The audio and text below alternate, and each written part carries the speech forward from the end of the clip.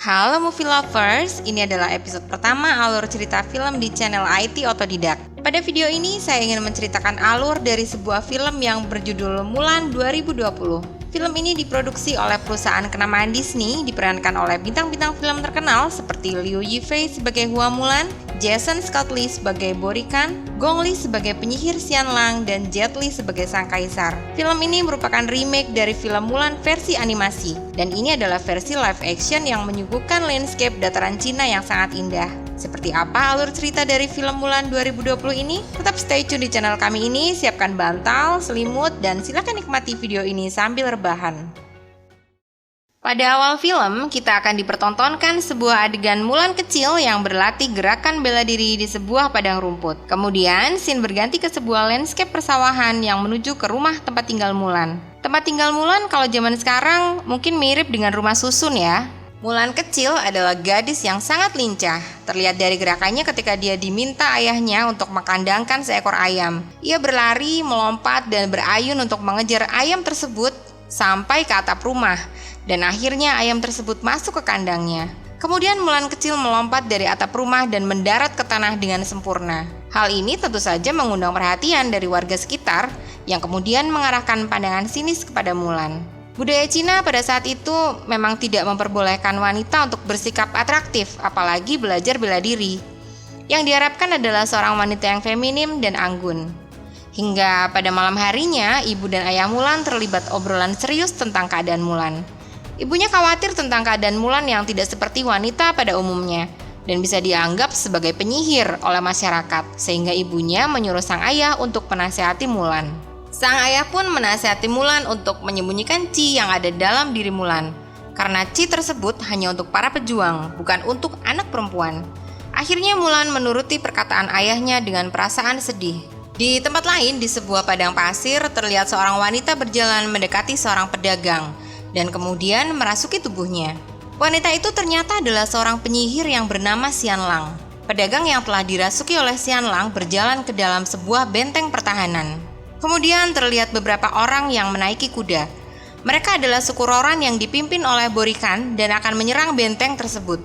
Tentu saja dibantu oleh penyihir wanita yang berhasil menyusup dengan mudah ke dalam benteng karena memasuki tubuh seorang pedagang. Terjadilah pertempuran yang sengit dan akhirnya benteng pertahanan itu pun berhasil ditaklukkan dengan mudah. Scene berganti. Terlihat seorang wanita yang sedang menaiki kuda di tengah padang rumput. Dan dia cantik dan lincah. Wanita ini adalah Mulan. Kini dia sudah dewasa. Pada suatu ketika, segerombolan pasukan kerajaan memasuki tempat tinggal Mulan. Mereka membawa pengumuman bahwa kaisar memerintahkan rakyatnya untuk mengirimkan satu lelaki dari setiap keluarga untuk berjuang mempertahankan dinasti agar tidak direbut oleh Borikan dan kelompoknya. Keluarga Hua terpaksa diwakili oleh sang ayah. Hal itu dikarenakan mereka hanya memiliki dua orang anak perempuan, yaitu Hua Mulan dan adiknya. Ayah Mulan merupakan seorang veteran yang salah satu kakinya sudah tidak bisa bergerak bebas dan untuk berjalan pun harus menggunakan tongkat. Mulan pun tidak tega jika ayahnya berangkat berperang. Alhasil pada malam harinya, Mulan menyelinap untuk mengambil pedang, baju perang dan kuda milik ayahnya. Kemudian pergi menuju kamp pelatihan yang ternyata jaraknya cukup jauh. Dengan pertolongan dari seekor burung phoenix, akhirnya Mulan bisa sampai ke kamp pelatihan. Ketika mengantri dalam pendaftaran, Mulan sempat terlibat perkelahian kecil dengan seorang lelaki yang bernama Huang Hui. Kemudian Komandan Tang melerainya. Kepada Komandan Tang, Mulan memperkenalkan diri dengan nama Hua Jun. Di scene kamp pelatihan ini, kita akan diperlihatkan konflik yang terjadi pada diri Mulan. Karena kita tahu Mulan harus menyembunyikan identitasnya dan menyamar sebagai seorang laki-laki. Berbaur, tidur, dan satu barak dengan orang-orang yang semuanya adalah laki-laki. Sebenarnya ada rasa bersalah yang berkecamuk di diri Mulan karena dia merasa telah membohongi semua orang yang ada di kamp pelatihan tersebut. Mulan mengikuti pelatihan dengan disiplin dan penuh semangat. Hingga pada saat berlatih tombak, ia terlibat pertarungan kembali dengan Huang Hui.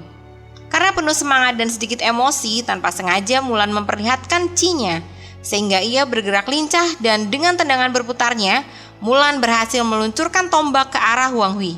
Sementara itu, di tempat yang berbeda, pasukan suku Roran yang dipimpin oleh Borikan dan dibantu oleh penyihir Xianlang kembali menyerang beberapa benteng pertahanan dan berhasil menguasainya dengan sangat mudah. Hal tersebut menjadikan masa pelatihan para tentara dipercepat. Begitu juga di kamp pelatihan Mulan. Komandan Tang mengumumkan bahwa walaupun pelatihan belum selesai, para tentara harus segera berangkat ke benteng pertahanan Mountain Steppe untuk berperang melawan suku Roran. Sebelum mereka berangkat, Komandan Tang yang memimpin pengucapan 3 kebijakan atau mungkin semacam sumpah prajurit. Ada saat di mana Hua Jun alias Mulan tidak bisa mengucapkan sebuah kata, yaitu kata benar. Konflik batin tentu saja terjadi pada diri Mulan, yang memang dia bukanlah benar-benar seorang lelaki. Akhirnya, para tentara berangkat. Karena perjalanan jauh, mereka mendirikan tenda-tenda peristirahatan di tepi sungai.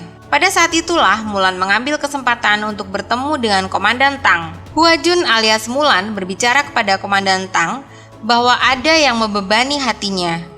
Dari sikap Mulan terlihat sepertinya ia ingin sekali membuka identitas dirinya kepada Komandan Tang.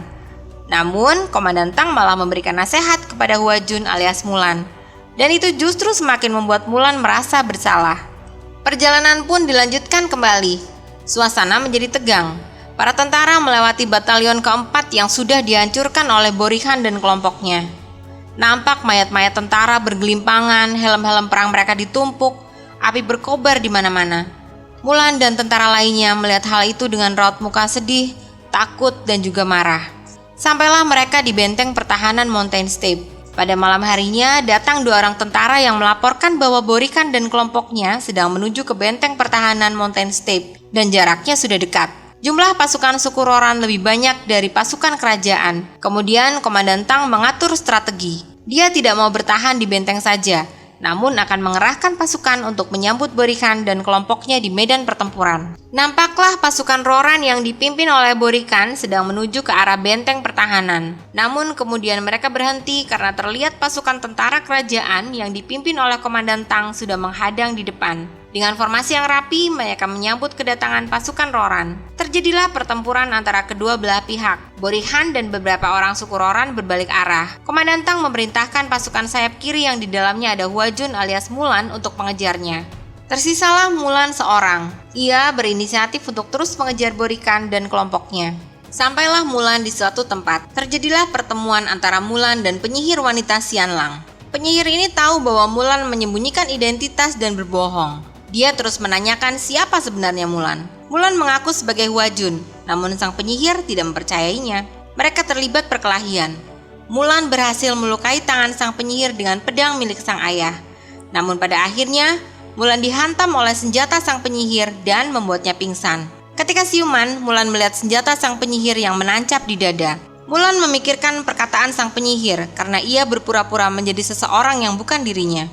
Akhirnya Mulan sadar, ia memacu kudanya dengan cepat dan menanggalkan baju perang yang melekat di tubuhnya, serta mengurai rambutnya. Sekarang tampaklah Mulan sebagai seorang perempuan yang cantik dan pemberani.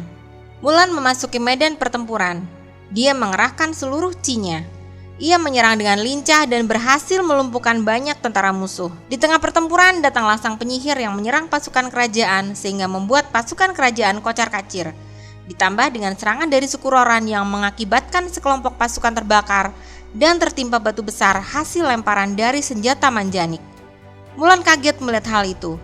Dia segera berlari ke arah musuh dan melakukan taktik sehingga seluruh pasukan suku Roran bisa kalah karena tertimpa oleh reruntuhan es. Akhirnya Mulan mengaku identitas aslinya sebagai perempuan dan mengaku bernama asli Hua Mulan, bukan Hua Jun. Komandan Tang memberikan hukuman kepada Mulan yaitu pengusiran karena dianggap aib bagi keluarganya. Mulan menolak. Ia menginginkan hukumannya diganti dengan hukuman eksekusi dan Komandan Tang menyetujuinya. Scene berganti ke sebuah landscape pegunungan berbatu. Di sana tampak Mulan sedang menangis. Datanglah penyihir wanita menghampiri Mulan. Mereka terlibat pembicaraan. Karena mungkin merasa satu nasib dengan Mulan, sang penyihir wanita sedikit memberikan bocoran tentang strategi penyerangan yang dilakukan oleh Borikan. Mulan kembali menemui Komandan Tang untuk memberitahukan tentang penyerangan Borikan. Dengan dukungan dari Huang Hui, akhirnya sang komandan dan pasukannya mau untuk mengikuti saran Mulan. Bahkan Mulan ditunjuk untuk memimpin pasukan menuju kerajaan. Singkat cerita, strategi yang diterapkan oleh Borikan dan kelompoknya serta dibantu oleh sang penyihir membuat mereka bisa masuk ke dalam kerajaan dan dengan mudah memancing kaisar untuk datang ke tempat pertemuan dengan Borikan. Ternyata itu hanya sebuah jebakan untuk kaisar dan kaisar pun berhasil ditawan oleh Borikhan. Mulan dan pasukan tiba di kerajaan dan langsung disambut dengan pertempuran. Mulan berhasil menerobos masuk hingga ke singgasana raja. Namun yang ada hanyalah sang penyihir. Mereka terlibat pembicaraan hingga akhirnya sang penyihir mau menunjukkan keberadaan sang kaisar.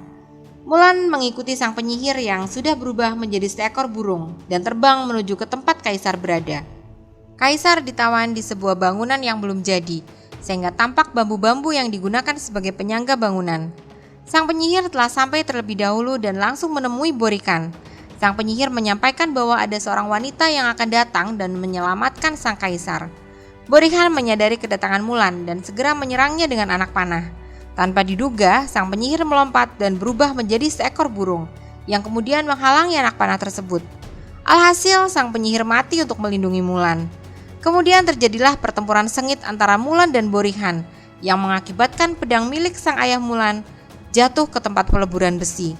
Namun akhirnya Mulan berhasil menjatuhkan Borikhan dari atas bangunan dan membunuhnya dengan sebilah anak panah yang dilemparkan oleh sang kaisar. Di istana kerajaan, sang kaisar mengucapkan terima kasih kepada Mulan karena sudah menyelamatkan nyawa dan dinastinya.